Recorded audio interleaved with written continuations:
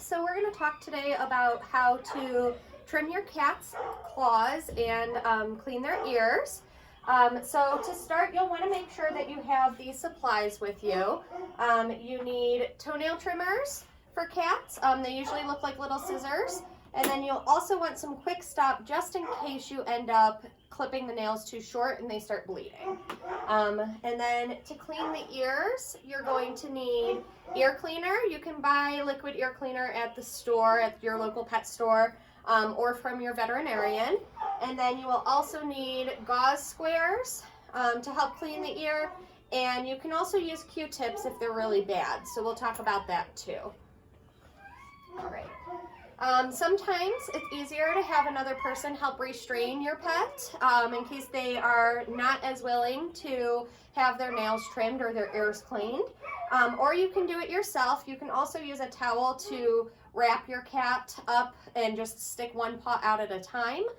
Sometimes that can help too, so then they're not able to scratch you or move too much. If you would like to wrap your cat in a towel, you just have them lay down and you take a towel and fold it over top of them each way, and you burrito wrap them and then just have one paw at a time. You can also wrap their head inside the towel if you would like, so that then their head is not exposed either, so they cannot bite.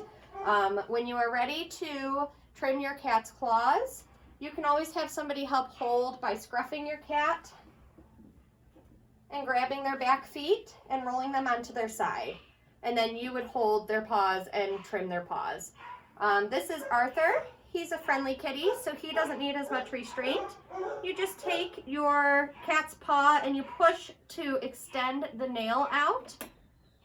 And then you clip just the hook of the nail. We'll have diagrams for you to see.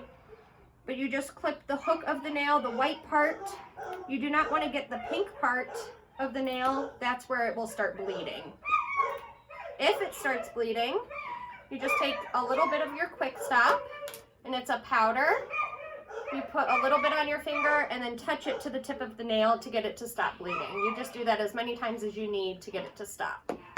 To clean your cat's ears, most cats don't like their ears cleaned, but you take a little bit of the ear cleaner and squirt some in the ear.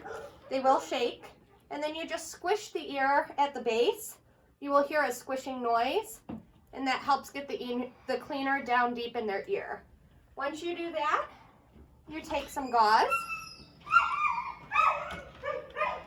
and you just put some on your finger and stick it in the ear with your finger to help clean the ear out.